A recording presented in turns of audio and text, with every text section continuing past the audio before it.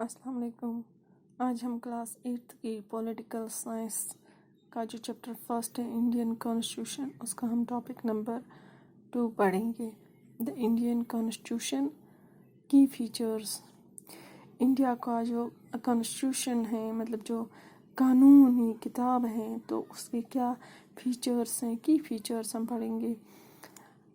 جب انڈیا میں British rule تھا، یعنی کالونیل پیریڈ جب تھا، تو in the beginning of 19th century کے مطلب بگننگ میں ہی پہلے ہی انڈین نیشنل موومنٹ جو لوگ تھے، جو فریڈم فائٹرز تھے، تو انہوں نے یہ خواب دیکھا تھا کہ انہوں نے سوچ رکھا تھا کہ ہم جب انڈیا کو فریڈم دلائیں گے، انڈیا جب انڈیپینڈنٹ ہوگا، تب ہم کیسے مطلب اپنی کنٹری کو گورن کریں گے، ہماری کنٹری کس حساب سے، کون سی گورنمنٹ یہاں پہ ہوگی۔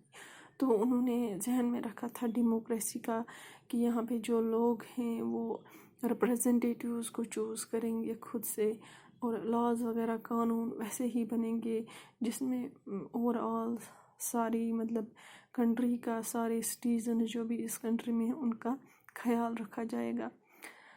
تو کانسٹیٹوئنٹ اسمبلی رکھی گئی اس کے لیے، اور 1946 میں اس کانسٹیٹوئنٹ اسمبلی میں تقریباً 300 ممبرس نے شرکت کی، تو جو پھر لگاتار 3 سال تک کانسٹیٹیوشن لکھتے رہے۔ تو فائنلی 1949 نے یہ کانسٹیٹیوشن تیار کیا، تو اس کو ہم بولتے ہیں ڈرافٹنگ کمیٹی، جنہوں نے اس کانسٹیٹیوشن کو لکھا ہے۔ تو ان کے پاس مطلب ایک بڑا ٹاسک تھا، ایک بہت ہی مطلب مشکل کام تھا۔ کیوں مشکل کام تھا؟ کیونکہ انڈیا بہت ہی بڑا ملک تھا، اور جس میں بہت قسم کے ویرائٹیز کے لوگ رہتے تھے، جیسے یہاں پہ مختلف زبانوں کے لوگ رہتے تھے، ریلیجس یہاں پر تقریباً ہر ایک ریلیجن کے یہاں پہ لوگ رہتے ہیں۔ تو یہاں کا لوگوں کا جو کلچر ہے وہ ڈیفر ہوتا ہے۔ نارتھ کے لوگ الگ کلچرلی الگ ہیں، ٹریڈیشن ان کے الگ ہیں، طور طریقے الگ ہیں، ساؤتھ سے یا ایسٹ سے یا ویسٹ سے۔ اسی طرح اس کانسٹیٹوئنٹ اسمبلی نے یہ سب چیزیں مد نظر رکھ کے کانسٹیٹیوشن تیار کیا۔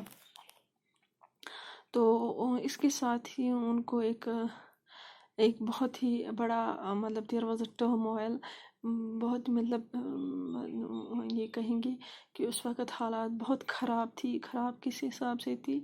انڈیا کا پارٹیشن ہوا تھا، پاکستان ہوا تھا الگ انڈیا سے، اسی طرح جو پرنسلی اسٹیٹس تھی ان کا جو ڈیسیجن تھا وہ انڈیسائیڈڈ تھا۔ اسی طرح مطلب سوشیو اکنامک کنڈیشن جو لوگوں کی تھی تو وہ بھی بہت ہی زیادہ مطلب بدتر تھی۔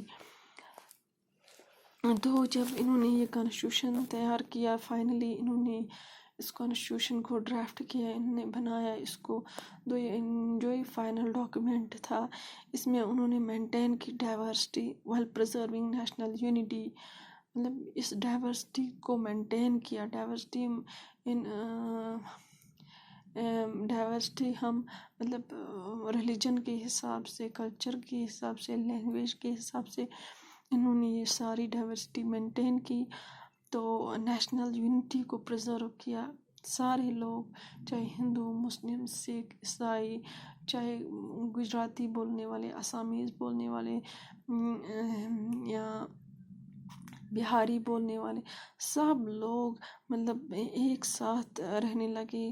تو انہوں نے اپنی اس میں یہی تھا کہ how can they preserve national unity, کچھ رولز، قانون وغیرہ، لاز بنائے گئے جس حساب سے سب کو مطلب یہ فالو کرنا پڑتا ہے، اور اس وقت بھی انہوں نے یہ سب چیزیں دھیان میں رکھتے ہوئے یہ کانسٹیٹیوشن بنایا۔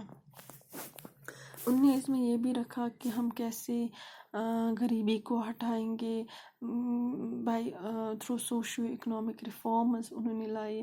انہوں نے مطلب سوشیو اکنامک ریفارمز کس طرح سے ہم ریز کریں گے اسٹینڈرڈ لوگوں کا کس طرح سے ہم ہنگر کو مٹائیں گے، بھوک کو مٹائیں گے لوگوں سے، مطلب لوگوں کی بھوک مٹائیں گے. اسی طرح مطلب لوگوں کو تاکید کی گئی کہ لوگوں کا کتنا رول ہے اپنے ریپریزنٹیٹیو کو چننے میں، کتنا رول ہے کہ وہ ان کو ووٹ دینا ہی دینا ہے. تو اب ہم یہ دیکھیں گے اس میں کی فیچرز کیا ہیں. یہ تو فی الحال انٹروڈکشن ہے. اب کی فیچرز میں اس کا آتا ہے پہلا فیڈرلزم. فیڈرلزم ہوا کہ جس میں مور دین ون لیول آف گورنمنٹ ہوتا ہے، جس طرح یہاں ہوتی ہے سینٹرل گورنمنٹ، اس کا جو ہیڈ کوارٹرز وغیرہ ہے وہ دہلی میں ہے. تو مگر اگر ہم دیکھیں گے سینٹرل گورنمنٹ سارا نہیں سنبھال سکتا ہے، ہر ایک اسٹیٹ پہ نظر نہیں رکھ سکتے ہیں، لاز قانون وغیرہ ساری اسٹیٹس کے لیے مطلب نہیں بنا سکتے ہیں یا ان کو فالو نہیں کرا سکتے ہیں. اس کے لیے اسٹیٹ گورنمنٹ ہوتی ہے، سینٹرل گورنمنٹ ہوتی ہے، اس کے بعد اسٹیٹ گورنمنٹ. اسٹیٹ گورنمنٹ مطلب ایک آٹونومس باڈی ہوتی ہے، اس کے اپنے قانون بھی ہوتی ہیں، مگر ساتھ ہی ساتھ اس کو سینٹر کے قانون بھی فالو کرنے پڑتے ہیں. تو اسی طرح تیسرے پہ آتا ہے جیسے پنچایتی راج سسٹم. پنچایت راج سسٹم مطلب اسٹیٹ میں بھی پھر نچلے گراس روٹ لیول پر ہوتے ہیں پنچایتی راج، جن مطلب ہر ایک ولیج کی دیکھ بھال کرنا، مطلب کیا چاہیے، کیا مسئلے، ایشوز وغیرہ، پرابلمز کیا ہیں، وہ اعلیٰ حکام تک پہنچانا، یہ ہم تھرو پنچایت راج سسٹم کر سکتے ہیں. تو یہ امپورٹنٹ کی فیچر ہیں اس انڈین کانسٹیٹیوشن کا، کہ ہمارا جو کانسٹیٹیوشن ہے اس میں فیڈرلزم ہے، اس میں ایک سے زیادہ گورنمنٹ کا ایگزسٹ ہونا ہے، جیسے state government, central government, panchayat raj system. آج ہم اتنا ہی پڑھیں گے. یہ جو بھی یہ فیڈرلزم، یہ جو بھی گورنمنٹ ہے، چاہے اسٹیٹ گورنمنٹ ہے، سینٹرل گورنمنٹ یا پنچایت راج ہے، یہ سارے مطلب چلتے ہیں، کام کرتے ہیں ایز پر کانسٹیٹیوشن. جو کانسٹیٹیوشن میں لکھا ہوگا اسی حساب سے یہ سب کام کرتے ہیں. تو آج ہم اتنا ہی پڑھیں گے. شکریہ.